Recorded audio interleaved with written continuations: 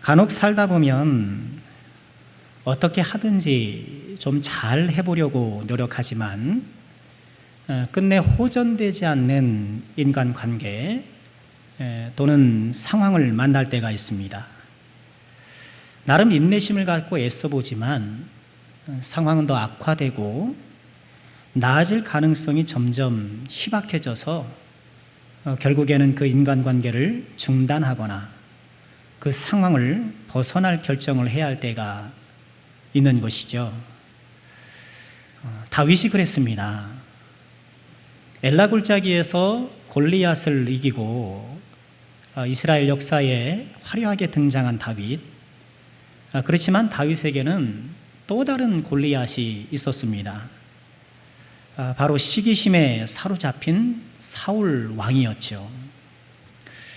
어쩌면 블레셋 골리앗보다 더 강력한 골리앗인지도 모르겠습니다.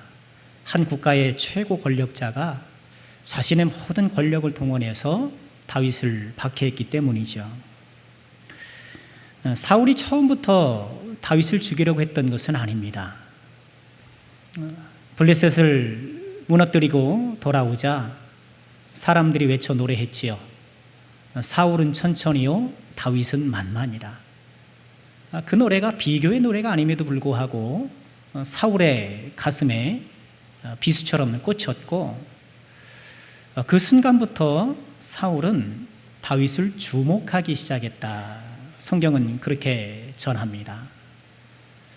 그러나 얼마 못 가 사울은 단지 주목하기만 한 것이 아니라 다윗을 죽일 음모를 꾸미기 시작합니다. 자기 딸과 결혼시켜 주겠다며 딸을 미끼로 다윗을 블레셋과의 전장에 보냅니다. 근데 싸움에서 이기고 오자 그 딸을 다른 사람에게 시집 보내죠. 또 다른 딸 미갈이 다윗을 좋아하는 걸 보고 그러면 이제는 블레셋 사람 포피 100개를 가져와라. 그런 참 점잖지 못한 품이 없는 그런 명령을 내려요. 그럼 딸을 주겠다. 이게 다윗은 사위가 되려는 욕심이 아니라 블레셋 사람을 쳐야 한다라는 그런 애국심을 갖고 충성심을 갖고 블레셋 사람의 포피 200개를 가져와서 결국 사위가 되지요. 음모가 실패하자 이제 사울은 노골적으로 다윗을 죽이려고 합니다. 요나단과 신하들에게 다윗을 죽이라 명령하기 시작했던 것이죠. 요나단이 진심으로 타이르니까 잠시 이성을 되찾는 듯 했지만 얼마 가지 못했습니다. 그리고 이 사울의 음악 치료사 노릇을 하면서 다윗이 이렇게 연주를 잘하니까 그 연주로 이 사울의 악령을 좀 쫓아주고 마음을 진정시켜줬잖아요. 그런데 이 다윗이 연주하는 가운데 사울에게 악령이 임하였고 손에 들고 있는 단창을 다윗에게 던진 것입니다. 다윗이 얼마나 놀랐겠습니까? 우리 오늘날로 치면 우리가 권총을 소지하고 다니지 않습니다만 바로 앞에서 총을 쏘는 거죠. 가까스로 피했고 그날 밤으로 다윗은 도망갔는데 그것을 끝나나요? 집으로 도망친 다윗을 죽이기 위해서 사울이 이 군병들을 보냅니다. 그러니 이 사울의 아내 미갈이 다윗을 창문에 달아 내려 도망가게 하고 그리고 다윗의 침상엔 우상을 놓고 다윗의 옷을 입혀서 그렇게 꾸며놨던 것이죠. 도망친 다윗이 사무엘에게로 달려갑니다. 갈 데가 없었겠죠. 그래서 국가 선지자요 하나님의 사자인 사무엘에게 달려갔는데 사울이 포기하지 않고 또 사무엘이 있는 라마까지 전령들을 보내는 거예요. 전령들이 사무엘이 있는 곳에 도착하니까 이 선지자들이 막 예언하는 통에 하나님의 영이 압도되어서 그들도 막 예언하죠. 두 번째 전령, 세 번째 전령도 그렇고 이제 사울이 직접 가지만 사울도 하나님 영에 압도되어서 예언을 하고 하룻밤낮을 벗은 몸으로 지냈다. 어떤 상황인지 구체적인 모르겠어요. 그러나 하나님의 영이 어쨌든 지금 다윗을 보호해 줬던 것이죠. 이렇게 딸을 미끼로 블레셋과의 전투에 보내서 다윗을 죽이려고 했던 사울의 음모, 또 노골적으로 다윗을 죽이려 하고 또 잠시 이성을 되찾는 것 같지만 이내 이성이 무너지고 간헐적인 분노를 일으키면서 다윗에게 직접 창을 던지는 이런 사울. 그런 사울 앞에서 다윗은 어떻게든지 좀 잘해보려고 노력을 했고 이 관계와 상황이 나아지기를 좀 기대했지만 그럴 가능성은 점점 줄어들었고 결국 사울을 떠나기로 작정합니다. 그러나 그에 앞서 다윗은 한 번 더 사울의 의중을 파악해 보고 싶은 거예요. 한 번만 더 정말 이 사울 왕의 진짜 의중이 무엇일까? 그것을 좀 파악해 보려고 하는 거예요. 끝까지 노력해 보는 것이죠. 이를 위해서 다윗은 요나단에게 도움을 요청합니다. 바로 오늘 본문의 배경이 그런 내용인데요. 오늘 말씀의 시작은 20장 1절부터입니다. 여러분 설교 말씀이 끝나면 꼭 이 사무엘상 20장을 꼭 읽어보시기를 부탁드리겠는데요. 요나단을 만나서 다윗은 속상한 마음을 하소연하죠. 도대체 나를 왜 이렇게 미워하시고 나를 왜 이렇게 죽이려고 하시는가? 우리도 그럴 때가 있지 않습니까? 왜 이렇게 나를 미워하는가? 왜 이렇게 좀 나를 힘들게 하는가?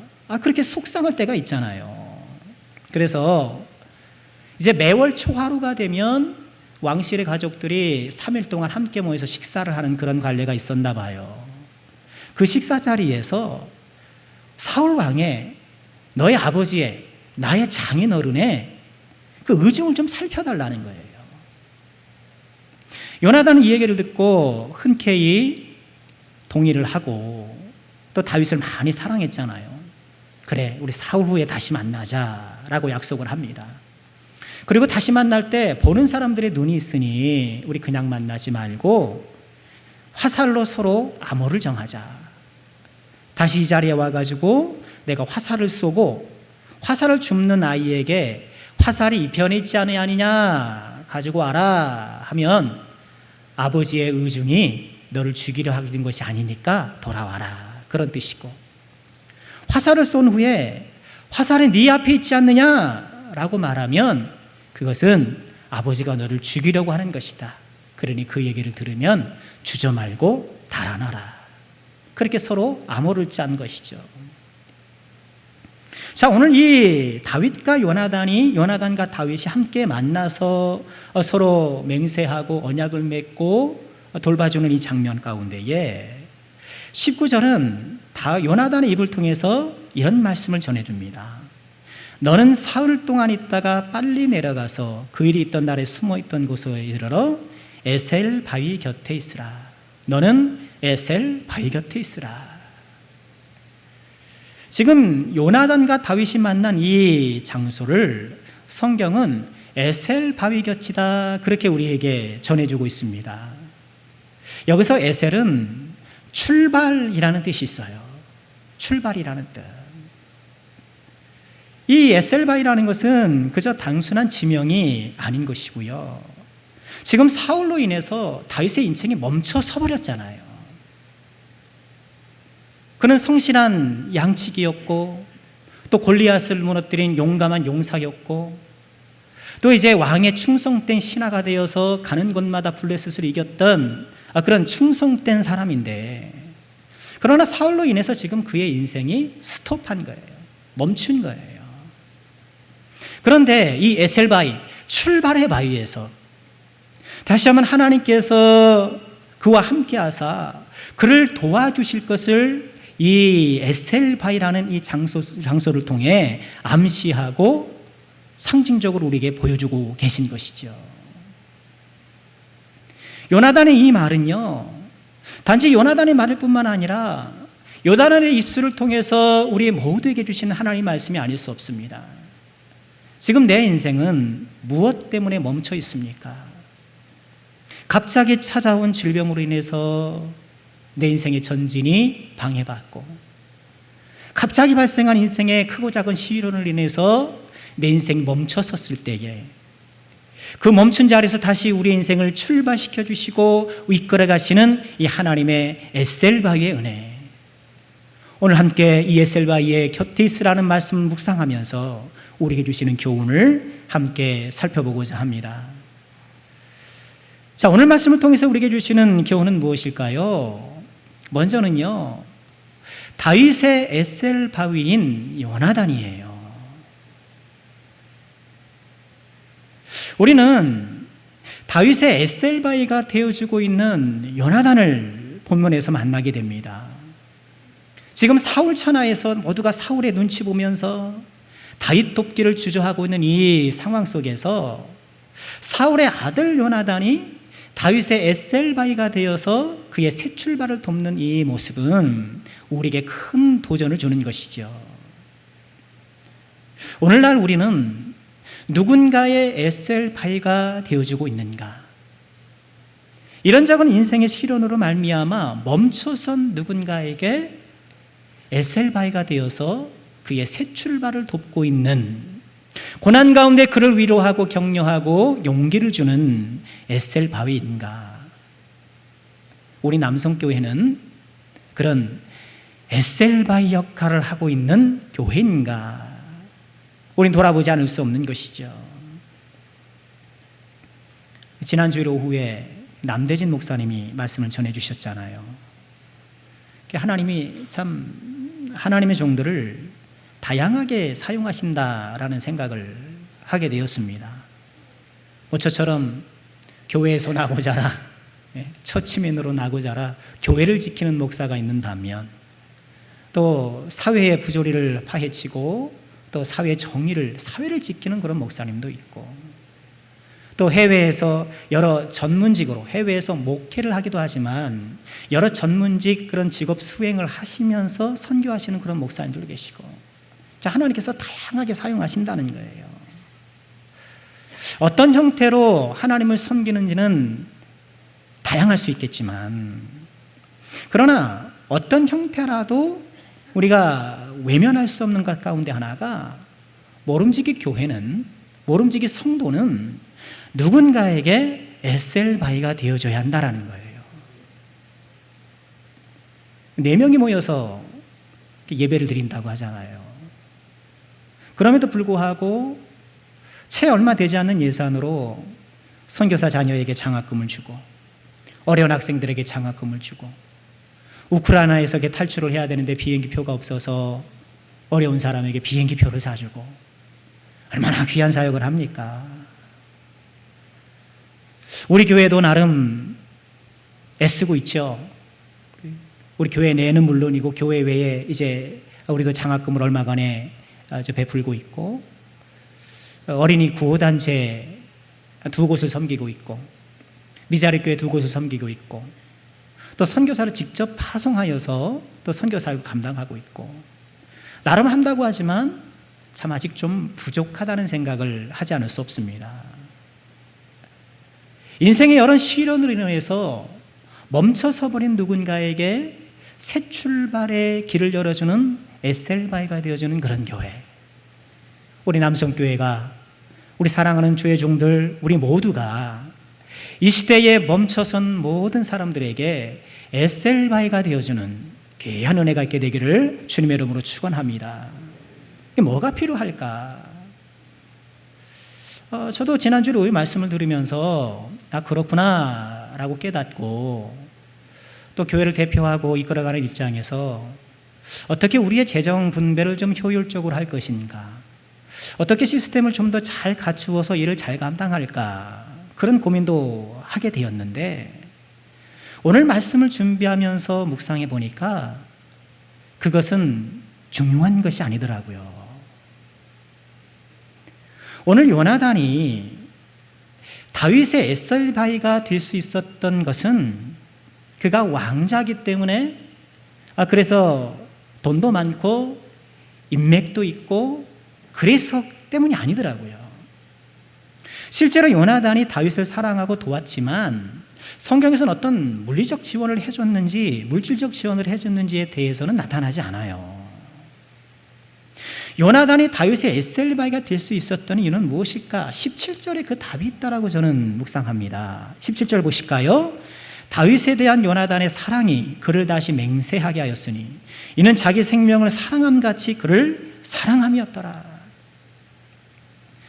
요나단이 다윗의 에셀바이가 될 수 있었던 것은 그가 왕자라는 지위를 갖고 있었기 때문이 아니고, 물론 그것도 유용한 한 가지였기도 했겠지만 다윗을 사랑했기 때문에. 우리 교회가 에셀바의 교회가 되기 위해서는 시스템도 정비하고 효율적으로 그 일을 할 수 있는 구조를 만드는 것 필요한 일이겠으나 그보다 뭐예요? 사랑의 마음을 충만히 갖는가. 오늘 말씀에 17절의 말씀에 사랑이 2번 반복되잖아요. 반복은 뭐다? 강조다. 수도 없이 말합니다. 성경을 쓰면서, 오늘날 성경을 쓸 때는 우리가 뭐 쓸 때는 저도 그렇습니다. 타자를 치잖아요. 타자를 치고 컴퓨터로 잘못됐다 그러면 델리트 한번 쫙 하면은 싹 지워져요. 또 다시 쓰고 얼마나 쓰기가 편합니까? 그러나 고대 사회에서 성경을 쓴다는 것은 파피루스 문서에 내가 한자 한자 쓰는 거예요. 틀리면 이것도 어떡합니까? 틀리면. 그러니 한자 한자 한 단어 한 단어에 신중을 기해서 쓸 수밖에 없는 거예요. 그런 신중을 기해서 쓸 수밖에 없는 그 기록에 같은 단어를 2번이나 반복한다는 것은 그냥 넘어갈 일이 아닌 거예요. 요나단이 다윗을 사랑했다라는 이 사랑이 2번 반복될 뿐만 아니라 이 20장 17절이 요나단이 다윗을 사랑했다는 이 구절 자체가 2번이 반복돼요. 이미 18장 1절에서도 같은 말씀이 나와요. 다윗이 사울에게 말하기를 마침에 요나단의 마음이 다윗의 마음과 하나 되어서 요나단이 그를 자기 생명같이 사랑하니라.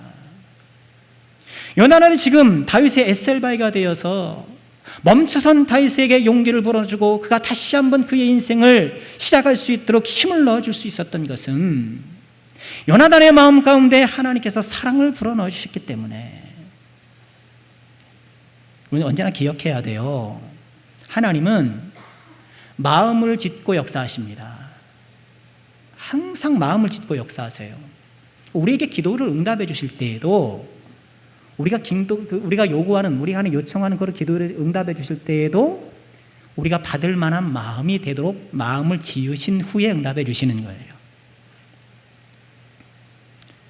또 우리가 어떤 일을 하더라도 마음을 짓고 하는 거예요.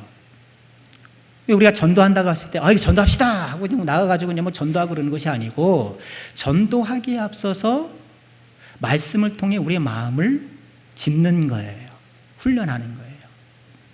중보기도 합시다. 그렇죠. 뭐 나무에서 기도합시다. 하고 그냥 모여서 그냥 중보기도 으쌰으쌰 하는 것이 아니고, 왜 우리가 중보기도를 하고 이것이 어떤 능력이 있고 어떤 은혜가 있고, 말씀을 통해 마음을 짓고 하는 거예요. 훈련받고 하는 거예요. 무슨 일을 하든 우리가 지어야 될 마음은 무엇일까? 고린도전서 16장 14절 이렇게 말씀을 하십니다. 다 같이 읽어보겠습니다. 시작. 너희 모든 일을 사랑으로 행하라. 너희 모든 일을 사랑으로 행하라. 어떤 일이 되었든 그 일을 함에 있어서 우리의 마음을 짓고 역사하실 때 우리의 마음은 사랑으로 지음받은 마음. 주님은 우리가 모든 일을 사랑으로 행하기를 원하셔요. 뭐 사랑 좀 없으면 어때요? 뭐 성과만 좋으면 되지. 세상은 그래요. 세상은 어떤 일에 마음과 동기와 뭐 그런 거 살피지 않아요. 결과만 좋으면 돼요. 결과만 좋으면 돼요. 성과주의잖아요. 하지만 하나님은 그렇지 않으세요. 하나님은 우리의 문제보다 우리를 더 중요하게 여기시고, 우리가 하는 어떤 일의 성과보다 우리를 더 중요하게 여기시는 거예요. 그 일이 얼마나 성과가 있느냐 하기 전에 그 일을 하고 있는 우리가 어떤 사람으로서 어떤 마음으로 하느냐가 더 하나님의 주된 관심사인 거예요. 그래서 성과가 훌륭하다 하더라도 그 마음이 하나님 앞에 인정받지 못하면 하나님께서는 인정해 주지 않으시는 거예요. 반면에 겉으로 드러나는 성과가 부족하고 미약하다 할지라도, 화려하지 못하다 할지라도 하나님께서 그 마음을 보실 때에 합당하다 생각하면 하나님께서 인정해 주시는 거예요. 하나님께서는 마음 중심을 보시기 때문인 것이죠. 여러분, 나는 지금 모든 일을 사랑하고 하고 있습니까? 지금 7월의 둘째 주 한여름의 주일을 맞고 있는데 우리는 내 인생에 행하고 있는 모든 일들이 사랑으로 지어진 마음으로 하고 있는지를 다시 한번 돌아봐야겠습니다. 사랑으로 해야 힘이 나는 거예요. 그죠? 사랑으로 해야 힘이 나는 거예요. 우리가 왜 아침부터 저녁까지 그렇게 애쓰고 수고하고 직장에서 싫은 소리 들어가면서 그렇게 애를 씁니까? 그렇게 애쓰고 노력하니까 우리가 먹고 사는 것이고, 특히 우리 자녀들이, 그죠? 먹고, 자녀들의 입속에 먹을 것이 들어가고, 자녀들의 몸에 입을 것이 걸쳐지고, 그 사랑 때문에 우리가 힘들지도 모르고 일하는 것 아니겠습니까? 사랑이 있어야 힘이 안 되는 거예요. 우리가 주의 일을 감당할 때도 마찬가지입니다. 교회에서 섬김의 사역을 감당할 때도 사랑을 자꾸 잃어버릴 때가 많은 거예요. 처음에는 주님을 사랑하고 성도를 사랑해서 시작했는지 모르겠지만 시간이 지날수록 이 사랑의 마음은 온데간데 없고 점점 식어지고, 책임감과 의무감, 그것도 필요한 것이지만 사랑 없는 책임감, 사랑 없는 의무감은 딱딱한 화석화된 돌덩어리처럼 내그는 거예요. 그런 일은 일대로 하면서 불평은 불평대로 하고, 힘을 들여서 하면서도 이 사람들과 화합하고 이 사랑의 화모니가 나타나지 못하고 오히려 힘들어지는 것이죠. 우리 직업도 마찬가지 아니겠습니까? 내가 직장에서 수고할 때도, 일할 때에도 사랑으로 일하는 것과 그렇지 않은 것은 정말 차이가 있습니다. 내 일의 화려함과 소박함을 떠나서, 월급이 많고 적음에 떠나서, 회사의 복지가 충분하고 그렇지 못함을 떠나서 지금 내가 나가서 일하고 있는 그 자체를 사랑하고 그것을 감사하고 즐겁게 여기는 사람, 그런 사람은 아침에 나가는 출근길이 즐겁고 감사한 거예요. 이놈과 내가 마지못해서 한다, 오늘은 내가 저 인간 보는데 내가 먹고 살아야 되니까 참아준다, 그러면서 마치 출근하는 것이 지옥에라도 가는 것처럼 무겁게 발걸음을 옮긴다면 그 인생이 행복하겠습니까? 여러분의 회사를 사랑하시길 바랍니다. 회사를 사랑하시기 바랍니다. 여러분들이 하는 일을 사랑하시길 바랍니다. 하나님께서 그렇게 나에게 주어진 일을 사랑하며 하는 사람에게 복을 주시고, 그런 사람이 성과도 내고 인정도 받고 길이 열리는 거예요. 하나님께서 요나단의 마음을 사랑으로 지으사 다윗의 에셀바이가 되게 해주신 것처럼 하나님, 우리의 마음도 사랑으로 지어주세요. 우리의 마음도 다시 한번 사랑으로 충만하게 해주세요. 식었던 사랑이 다시 한번 그 온기를 회복하고, 잃었던 그 사랑을 다시 한번 회복하고, 그런 찬양 있잖아요. 주님 마음 내게 주소서, 내 아버지 주님 마음 내게 주소서, 나를 향하신 주님의 뜻이 이루어지도록 주님 마음 내게 주소서. 주님의 뜻이 이루어지도록 뭘 주셔요? 주님의 뜻이 이루어지도록 돈도 주세요, 사람도 주세요, 또 환경도 주세요. 필요할 수 있겠으나 주님의 뜻 이루어지도록 주님 마음 내게 주소서, 내게 주소서. 나를 향한 주님의 뜻, 귀한 종들을 향한 주님의 뜻이 이루어질 수 있도록 사랑의 마음으로 충만하여서 이 시대에 길을 잃고 방황하는, 그래서 인생이 멈춰서 버린 누군가에게 하나님의 에셀바이가 되는 우리 모두가 될 수 있기를 주님의 이름으로 축원합니다. 다윗에게 에셀바이가 또 하나 있었죠. 뭔가요? 바로 아버지 하나님이 에셀바이셨어요. 너는 에셀바이 곁에 있으라, 너는 에셀바이 곁에 있으라. 여러분, 이 말씀은 하나님께서 다윗에게 내가 너의 에셀바이가 되어줄 터이니 내 곁에 있으라, 그런 말씀이 아니겠습니까? 요나단도 하나님의 작은 에셀바이가 되어 도왔지만 그러나 하나님께서 직접 다윗의 에셀바이가 되었기 때문에 다윗이 그 모든 어려움과 인생이 멈춰설 수밖에 없었던 시련을 이겨내고 하나님의 뜻을 이루는 위대한 성군이 된 것이 아니겠습니까? 우리가 놓치지 말아야 될 건 우리의 영원한 에셀바이 하나님께서 우리와 함께 하신다라는 것. 우리가 다윗 이야기를 읽으면서 발견하는 한 가지가 있는데 기적이 없다라는 거예요. 기적이 일어나지 않아요. 여러분 그런 예를 많이 보죠. 기적이 일어나지 않는 것. 대표적인 성경이 룻기도 보면 뭐 기적 같은 게 없어요. 사람들이 대화하고 살아가는 모든 그런 상황 속에서 하나님께서 역사하시고, 또 기적이 일어나지 않는 것이 무엇일까요? 에스더서를 보아도 뭐 하나님께서 뭐 홍해를 가르시고 뭐 죽은 자를 일으키시고 이런 기적이 나타나지 않아요. 다윗도 마찬가지입니다.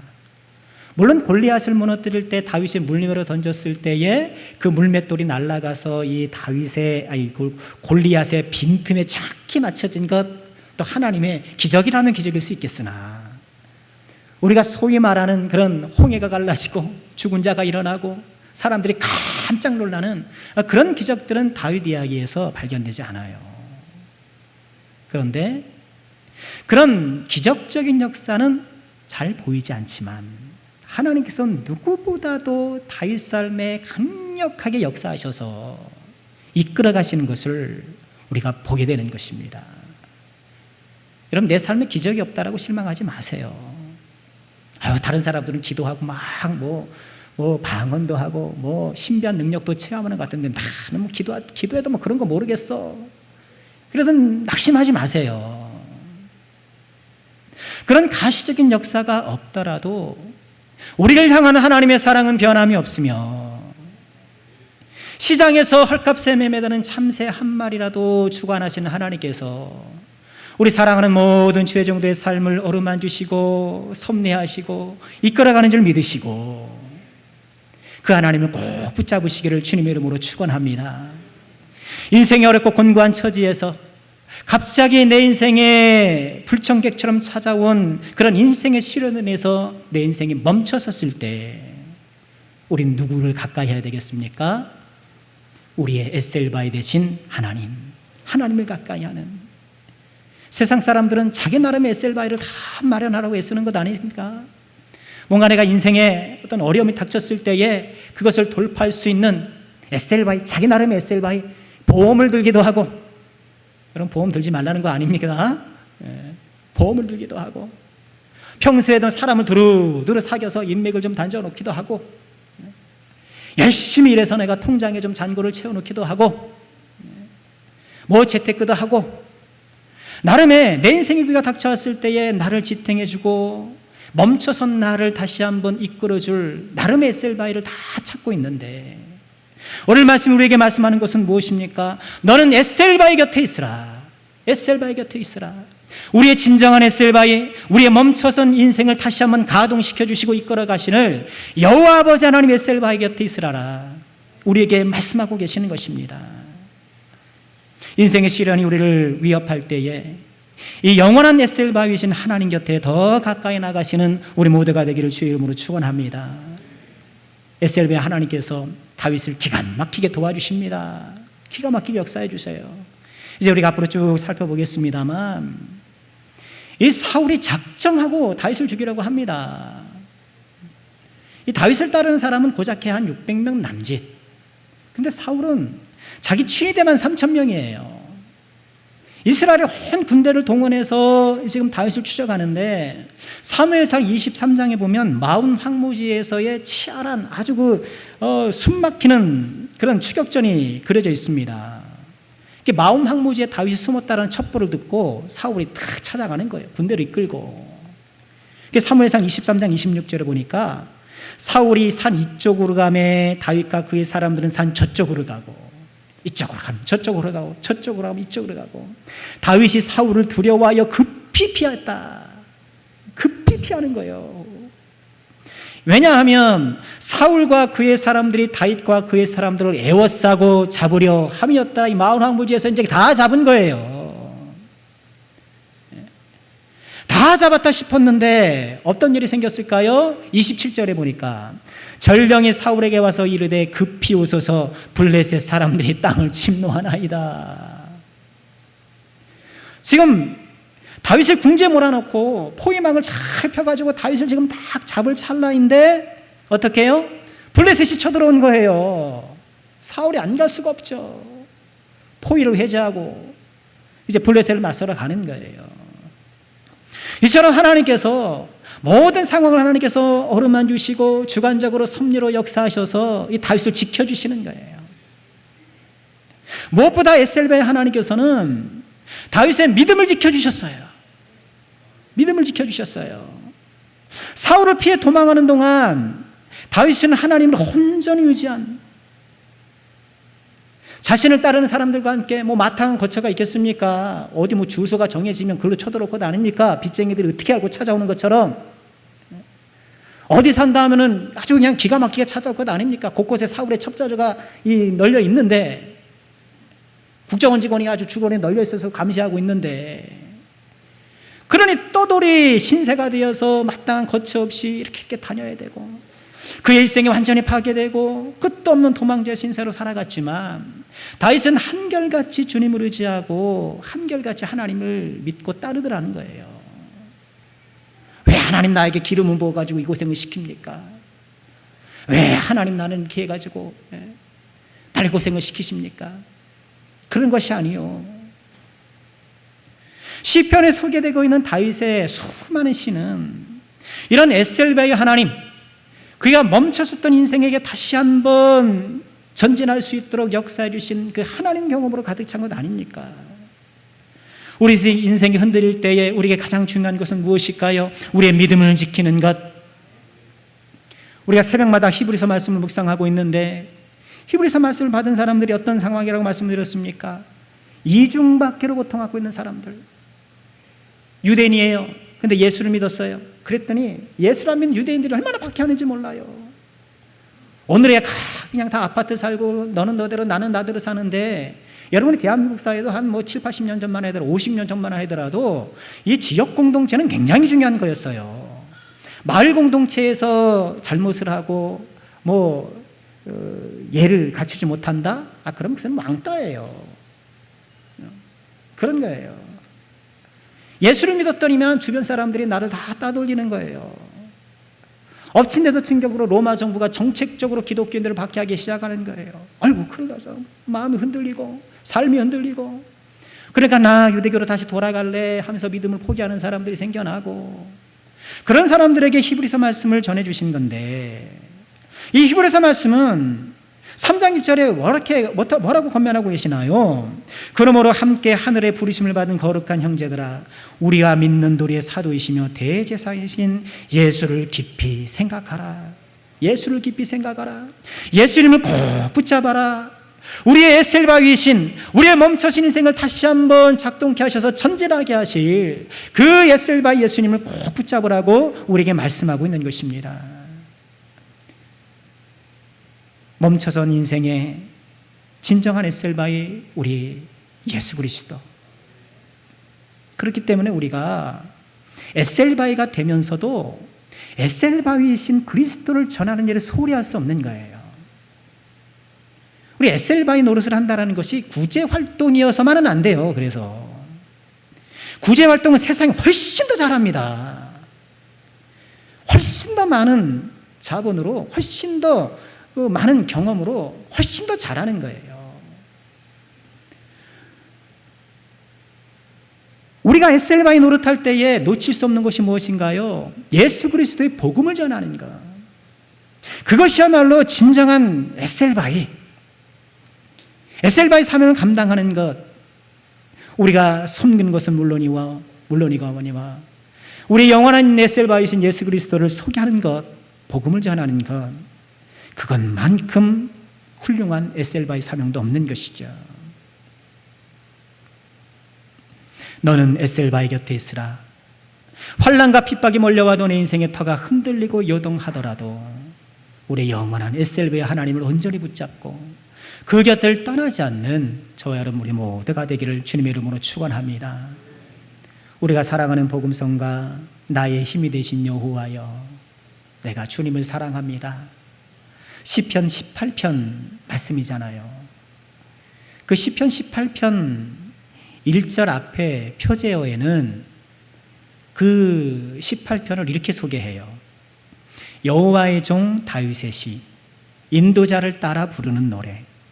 여호와께서 다윗을 그 모든 원수들의 손에서와 사울의 손에서 건져주신 날에 다윗이 이 노래의 말로 여호와께 아뢰어 이르되, 나의 힘이 되신 여호와여, 내가 주를 사랑합니다. 주는 나의 방패요 나의 바위고 나의 구원의 뿌리십니다. 에셀바의 하나님을 되돌아보며 찬양하는 거예요. 자기 인생이 멈춰섰을 때에 나를 밀어주셨던, 나를 이끌어주셨던 그 에셀바의 하나님을 찬양하며 영광 올리고 있는데, 지금 어떤 인생의 고난으로 신음하고 있습니까? 무엇 때문에 지금 내 인생이 멈춰섰습니까? 마음이 흔들리고 일상이 요동하고 있습니까? 모든 시련 가운데에 멈춰선 우리 모든 인생을 다시 한번 작동시켜 주시고 이끌어 주시는 에셀바의 하나님이 함께 하심을 꼭 기억하시고, 이 늘 에셀바의 하나님 곁에 머물러 주와 동행하여 마침내 우리도 이 다윗처럼 나의 힘이 되신 여호와여, 주는 나의 반석이요 나의 바위이며 하나님께 영광 찬양 올리게 되는 우리 모두가 되기를 주님의 이름으로 축원합니다.